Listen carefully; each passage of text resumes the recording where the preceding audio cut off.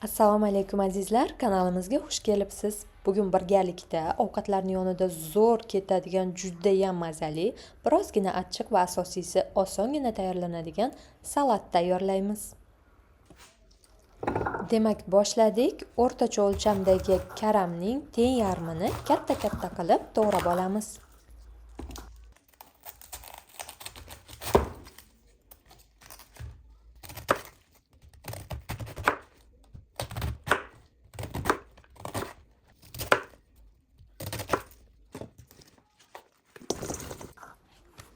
Kichkina o'lchamda bo'lsa 3 ta 4 ta, agar katta o'lchamda bo'lsa 1 dona bodringni olib, videodagidek ko'rinishda to'g'rab olamiz.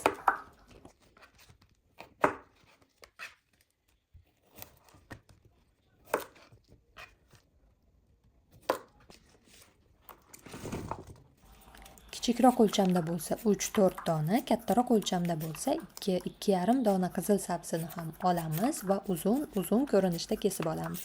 Buning uchun markavcha salatiga mo'ljallangan qirg'ichdan yoki shunchaki pichoqdan foydalansa ham bo'ladi.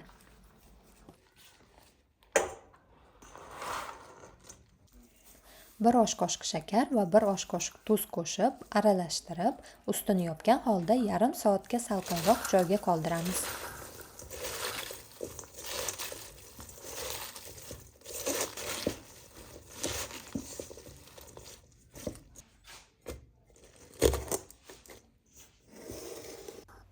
Yarim soat o'tgandan so'ng salatimizga yarim choy qoshiq murch, yarim choy qoshiq maydalangan kashni churug'i, yarim choy qoshiq shirin paprika kukuni, yarim choy qoshiq achchiq paprika kukunidan qo'shamiz. Ustiga 1 bog' maydalangan kashnich ko'katini qo'shib, tabga ko'ra 2 donadan 4 donagacha bo'lgan miqdorda sarimsoq piyozini maydalab qo'shamiz va ustidan 150 ml miqdorida qizdirilgan salat yog'ini qo'shib, yaxshilab ezib aralashtiramiz.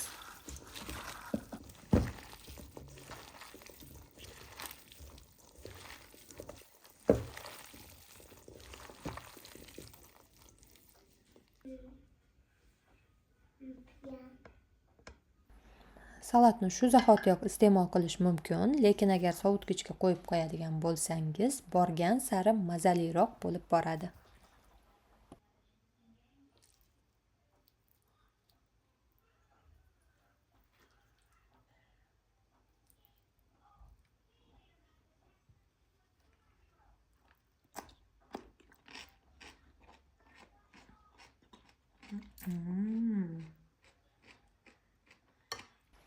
Ushbu salat o'zimning tez tayyorlab turadigan eng sevimli salatlarimdan biriga aylanib ulgurdi. Siz ham albatta tayyorlab ko'ring.